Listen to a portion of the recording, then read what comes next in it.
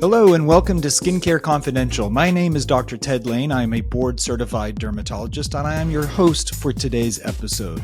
Skincare Confidential is here to support the Science of Skincare Summit, an educational meeting held in Austin, Texas. This year, 2024, will be November 8th through the 10th at the beautiful Fairmont Hotel. But today I am so excited because I have got a pair of incredible guests.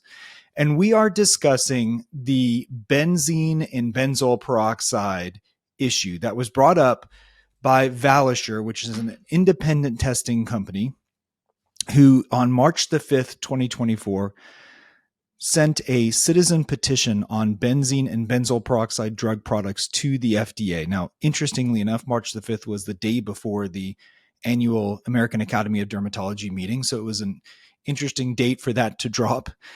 Certainly had quite the effect on the American Academy of Dermatology meeting that we had recently. And so, we're here to really discuss, try and get some common sense answers and to understand how the dermatologist out in the community, as well as the consumer, can really understand and translate this Valisure petition and how it translates to their use of benzoyl peroxide products. So let me go to my guests. So first I've got Peter Foltis. Dr. Foltis is an expert formulator. He is an independent consultant to the industry with over 30 years of formulating experience in both the drug and the OTC product space. In addition, I've got Dr. Tom Rhee, who is an expert toxicologist with over 40 years of experience and is also an independent consultant to the industry.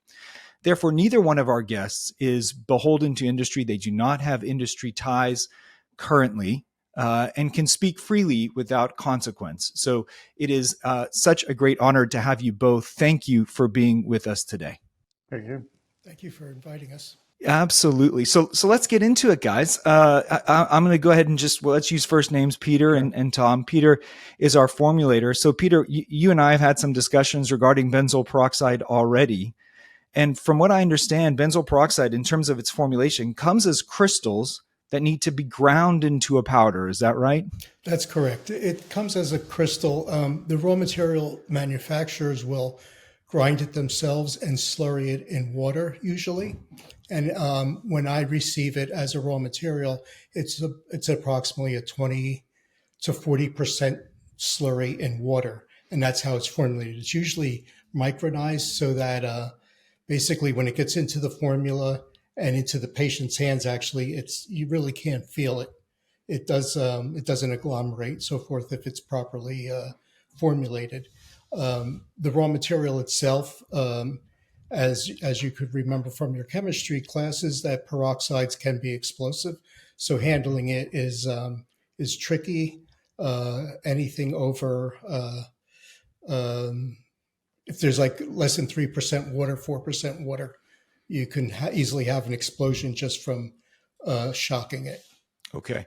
So, and therefore, because of its explosive ability, we were discussing that many manufacturers, I'm not sure how many, but many manufacturers will not necessarily produce their product in their own facilities. They'll contract that out. Is that right? Typically, yeah. Yes, we'll contract it out. Making sure that facility has the proper procedures in place for handling such a material. Okay. And the contract manufacturers will still have to adhere to good manufacturing processes, correct? Absolutely. Absolutely. They're all FDA facilities. Okay.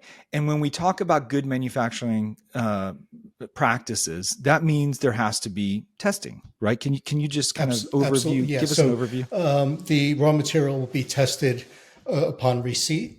Mm-hmm. And once it's cleared and passes all the incoming specifications, it could be used for manufacture. Okay. Once it goes into manufacture, there could be in-process specs, and then certainly finished. Once the formula is finished, there's specifications, and then certainly after packaging, there's specifications. Usually the specifications are the color, odor, appearance, perhaps pH, and certainly the drug activity. There's going to have to be measured at each step of the way. Stability as well, right? Stability is done prior to launching. Okay. That will give you the expiration date. Okay. And it's usually it is accelerated testing at higher temperatures. Okay. It ranges. It depends on the raw material you're testing for, but typically it's 30 degrees, maybe 35, 37 degrees for extended period of time. And there's a calculation that goes through to determine the expiration date. Okay. After that. So in other words, if you want to get a 2-year expiration date, you may elevate the temperature, kind of heat the product up, and then use that for a certain amount of time. And based on a mathematical equation, you will then determine, okay, based on 37 degrees for, I'm making this up, in 9 months would be equivalent to 2 years at room temperature. Exactly. Okay. Exactly. Now, in the Valisure petition, they mentioned that they had essentially cooked benzoyl peroxide, right? At 50 degrees. And what are your thoughts on that? I mean, they talk about at such high temperatures. Yeah. So they did several. They did, I believe, 50 and 70. And they're claiming that perhaps during transit of the transit of the finished product to warehouses and to the stores, that it could easily reach that. Perhaps, I don't know.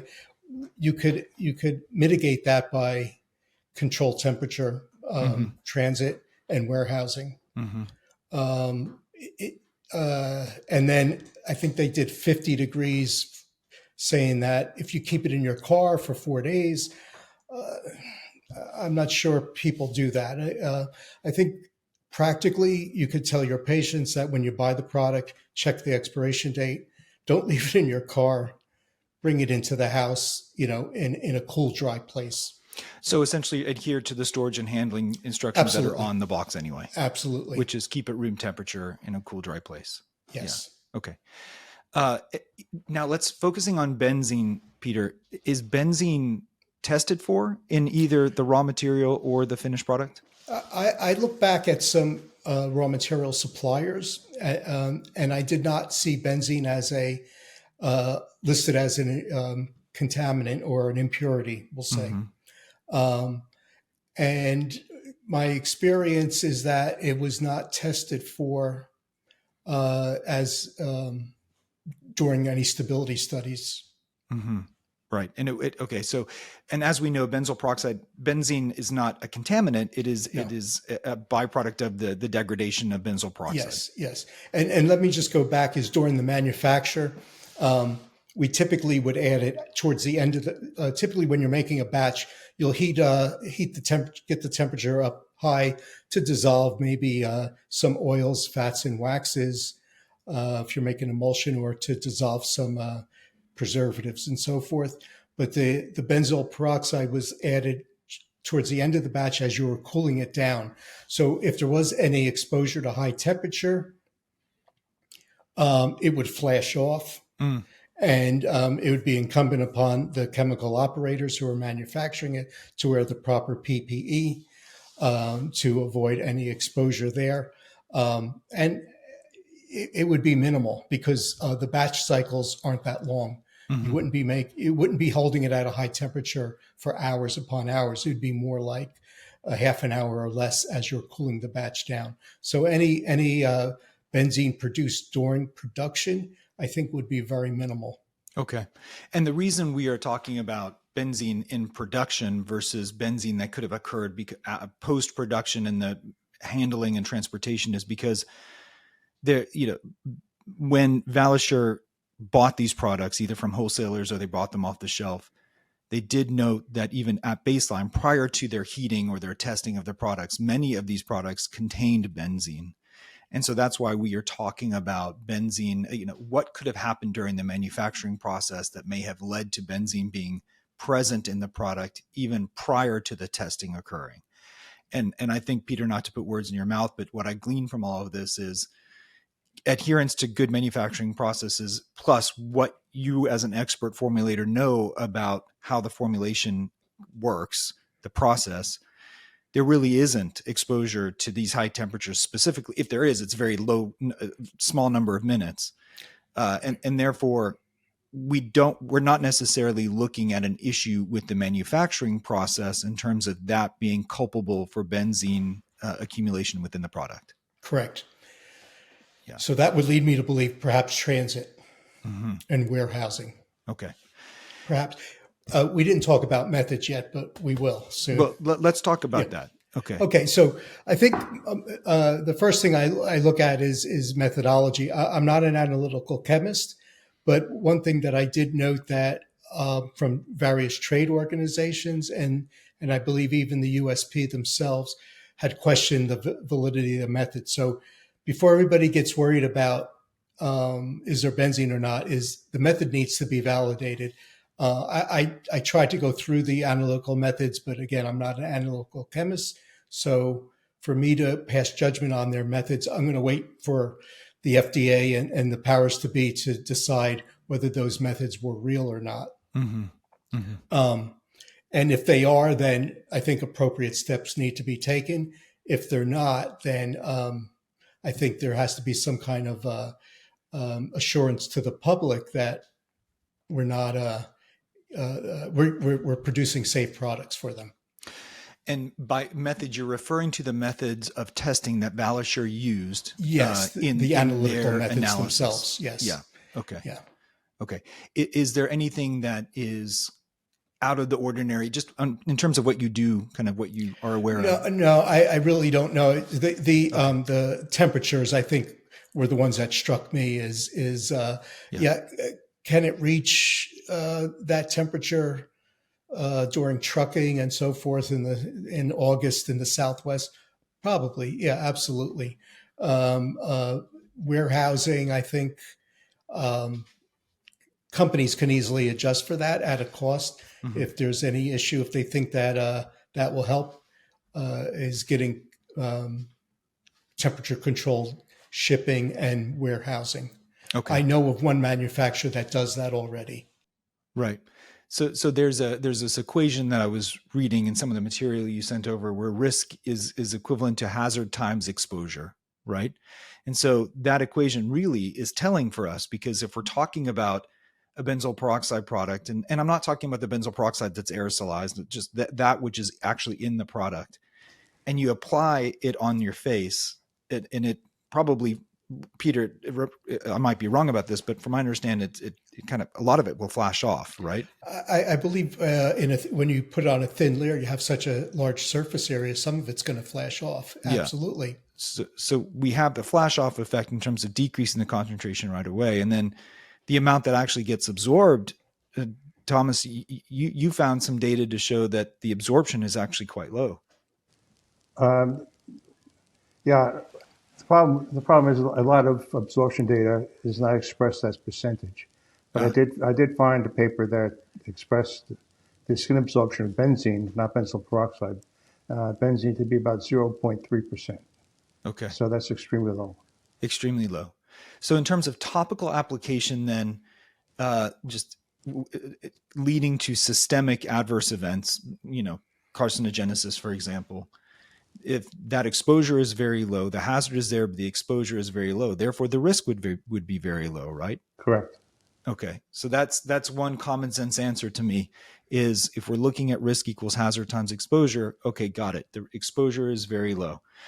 And then we've got, as part of their testing, they talk about this bathroom effect, right? Where they simulated a bathroom, which is obviously where most of the benzoyl peroxide products are going to be, either as a wash in the shower or as a leave-on, probably close to the sink. And they look at an 8 by 8 by 8 foot space. They heat it up to 40 degrees centigrade, which given may actually occur. We could get up to 40 degrees centigrade. Sure. It's not going to stay that way. We're not in a hot yoga studio. No. So it kind of goes up to that temperature and then goes down. And they heat it up for 16.7 hours, and they get, the concentration of benzene of 1.5 parts per billion, which they claim is 4 times the EPA threshold for an increased cancer risk for long-term exposure. But if we put that into common sense terms, Dr. Ree, can you help us with that? The way I read it, extrapolated from 16 hours at 40 degrees in a simulated bathroom. But we don't spend 16 hours at 40 degrees in the bathroom. Right. So the correct way of doing that is to have subjects actually use the product in a standardized bathroom, measure the air concentrations of benzene as they're using it. You measure the concentration beforehand, measure the air concentrations as they're using it, and then air concentration afterward. And that's the correct way to do it. You can't extrapolate from 16 hours at 40 degrees to 15 or 20 minutes at 40 degrees. The other thing is, of course, when they're doing those experiments, they have to control it. So they have, I believe they have a closed container with a fan to circulate, so they're getting uniform measurements in that space. But most people have some kind of ventilation in their bathroom, number one. And the time, 16 hours over the course of the lifetime of the product. I think people are going to use it up if they kept it only in their bathroom.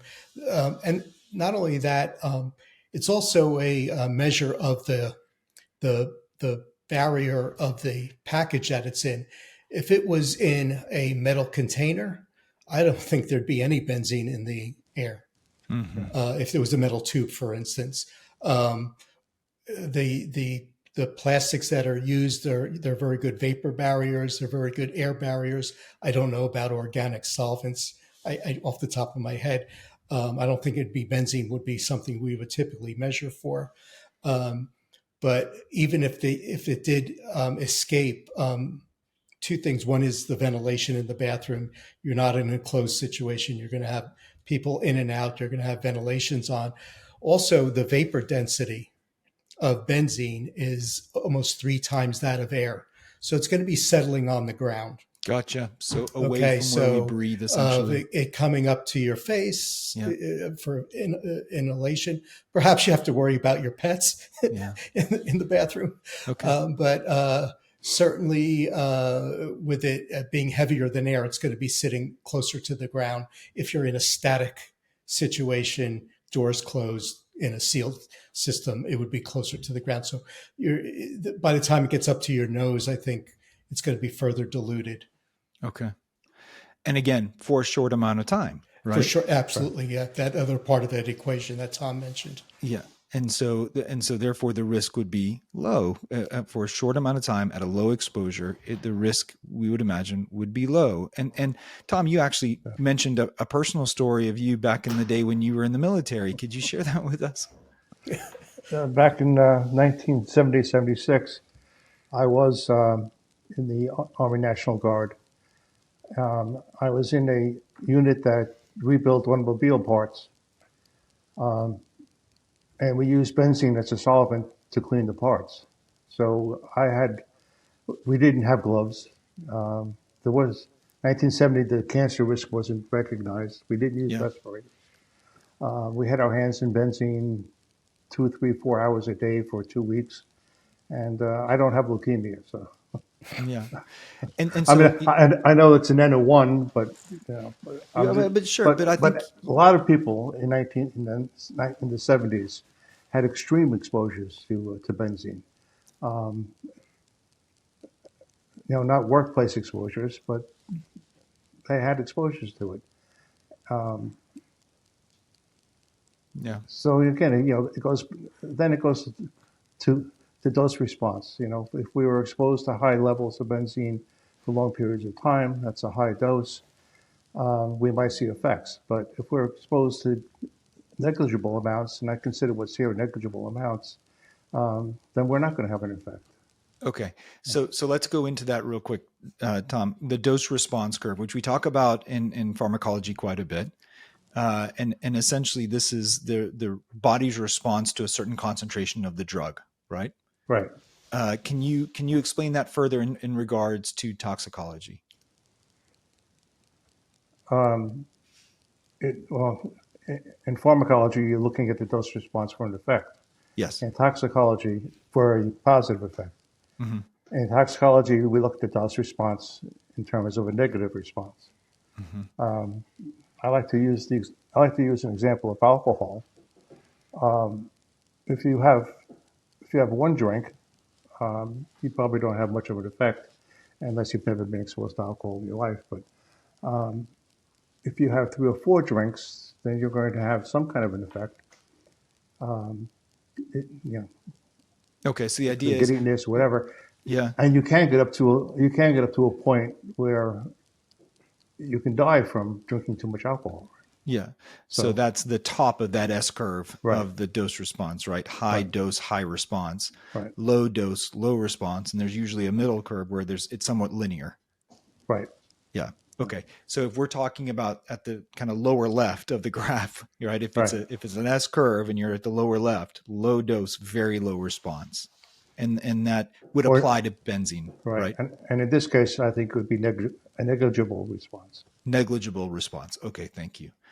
The other test that was done, which they claim is similar to being in a locked car or hot car, is that 520 plus liter closed container where they heated up the benzene and they found an elevated level in the air, which is fine, but that doesn't really, again, if we're trying to apply this to real life, it doesn't apply in effect if you're talking about a car where we have the air conditioning going, where we have people in and out. They're not in the car for that much time. They have doors opening and closing.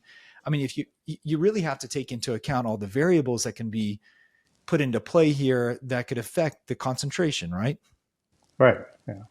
Okay. Yeah. And Yeah. Peter, anything else to add to that? Yeah, no, I mean, if like I said, is if it does reach that temperature, if they leave it in their car, I think the thing to stress to the patients is when, as soon as you buy it, bring it into the house, keep it in a cool, dry place, and don't leave it in your car. Certainly for those periods of time. Okay. If you buy a frozen food, you can transfer it to your home, and it'll still be frozen when you put it in your freezer. Yeah. But if you leave it in your car in the sun Sure. for an If hour, it's 2 hours, whatever, I wouldn't eat that food. yeah, Right. Exactly. yeah. Peter, interestingly, you found something as you were going through the data in terms of glycerin. Can you kind of Yeah, I enlighten us just on that? they actually did one of their studies they use different solvents to use for their GC mass spec, their analytical work, and they tried 4 solvents and glycerin, which is something that I would use as in a cosmetic formulation, showed that BPO was relatively unstable at higher temperatures. Mm. After a few days, it released benzene. There was another organic solvent. I don't recall what it was, but the two water, it was pretty safe. I mean, pretty low as far as releasing benzene and DMSO. Mm. Again, DMSO is not something we would use in a formulation, but they used it as the solvent for their analytical work. But so I just noticed that, and then when I looked at some of the formulations that they tested, that appeared to be on the lower side of benzene release. The 3 or 4 that I looked at did not have glycerin in it. Just an observation. I'm not sure, what that would, if that would cause anything. The glycerin that they used was 100% glycerin, so typically we would use anywhere from 3 to 5%. So maybe that's an incompatibility for formulators to look at. There are other methods to use. Antioxidants can be used because the chemistry that they showed that it was a free radical reaction that broke down benzoyl peroxide. So if you put in an antioxidant, you could stop that chain reaction and prevent that, or at least mitigate the formation of it. And I'm sure there's other scavengers that use. BPO is inherently unstable, oxygen, metals. So we typically would put in a chelating agent to prevent any trace metals that you pick up. And our packaging would be at least a good barrier to oxygen, and typically cartoned so that there, make sure there's no any sunlight getting into the package. Probably should have started with this, quite frankly, Peter, but benzoyl peroxide for the consumers out there is considered a GRAS ingredient, which is generally recognized as safe. It's got an FDA monograph. Correct. Which could you just quickly go over what that means? So basically, the FDA monograph for acne includes benzoyl peroxide. I believe it was reviewed again. I want to say 2018, 2019. Yeah. And it was approved as category 1, which means it's safe and effective between the levels of 2.5% and 10%. And if my memory serves me well, it can only be used alone. It can't be combined with another anti-acne ingredient. Now, their prescription products, as you know, contain BPO and say antibiotics. That's a different story now. But for the OTC monograph, yes, it's there with salicylic acid and sulfur. Yeah. And we were looking at the monograph and how the FDA required some actually additional testing in order to kind of reapprove the benzoyl peroxide as a monographed ingredient. And I believe it was extra carcinogenicity testing. Is that right, Peter? I'm sure they would have to look at that. Tom, maybe you remember? No, I'm not sure.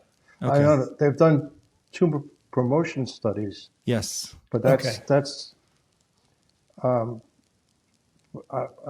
think that would be more of the irritating action of benzoyl peroxide than the actual benzoyl peroxide itself. Okay. It's mentioned in the Valisure petition. Yeah, I'm not overly familiar with the studies, but okay. My guess would be that it is irritating, and irritating substances just applied to the skin of a hairless mouse over long periods of time can promote tumors. Okay. As can sunlight, by the way. So. Sure. So again, not necessarily related to the compound itself, but perhaps just to its mechanism of action. Right. Okay. All right. Gotcha. Look, I just wanted to come up with some common sense approaches here to interpret the data, and I think we've done that today. So I thank you both very, very much. I think what we learned is that the testing that was done may be not applicable to real life, and therefore the amount that was found in these tests were probably going to be much higher than we would be exposed to in real life conditions. And I learned that today from Peter and Tom. So thank you very much. In addition, Tom, you really focused on the hazard versus the risk and how we mitigate that risk by having such a low time of exposure as well as low level of exposure. We can't mitigate the hazard. The hazard of benzene is what it is. Hazard is hazard. Hazard is hazard, but we can mitigate the risk by decreasing exposure. And even as we looked at this data and kind of put it into real life, contextualized it in real life, we realized that really the exposure is so small that perhaps the risk is something that we don't really need to worry about. But for those who are still nervous and want to mitigate as much as possible their risk associated with benzene exposure, as Dr. Foltis mentioned, glycerin seems to be an ingredient that you may want to look for in the formulation, although more testing needs to be done on that for sure. It was an observation that needs to be validated. Otherwise, keeping it, again, according to the storage and handling on the box at room temperature, making sure you don't keep it past its expiration. Not even sure that I would recommend keeping it in the refrigerator, Peter. Would you say that would help much at all? It could. When we do stabilities, typically we would put it at a lower temperature for a few reasons. One is just because it could be exposed to that temperature during shipping as well. And we want to know at least the physical stability. But I don't want to say automatically put it in a refrigerator because the formula may not survive very well. And, you could run into problems in that situation. Certainly not freezer. I mean, You wouldn't want to freeze it. I saw one website where they actually recommended putting it in a refrigerator. I think if you have keep it in a cool place in your house, I think it would be adequate. Okay. All right. So again, keeping it according to the storage and handling instructions. Yes. Wouldn't Follow worry the directions. follow the directions. Wouldn't worry too much about the transient increase in temperature in the bathroom, especially with a well-ventilated bathroom. Obviously, if you are concerned about transportation, you'd want to, instead of relying on a third party to transport it to your house, you may want to go pick it up yourself from the drugstore or the grocery store and keep it in your air-conditioned car and transport it that way to avoid as much as you can, the consumer, as much as you can, exposing it to higher temperatures. Listen, I'm in Austin, Texas, and certainly, a car left in the parking lot of a grocery store can get very, very hot. So, even allowing the car to cool down, there's different ways of doing it. But I do think the hysteria that this has caused, I don't want to downplay it, but I do think we need to reframe it in terms of real life conditions, and those do not mimic what is in this petition. And so for those of you who have any other questions, you are welcome to send us an email at inquiry@scienceofskincaresummit.com.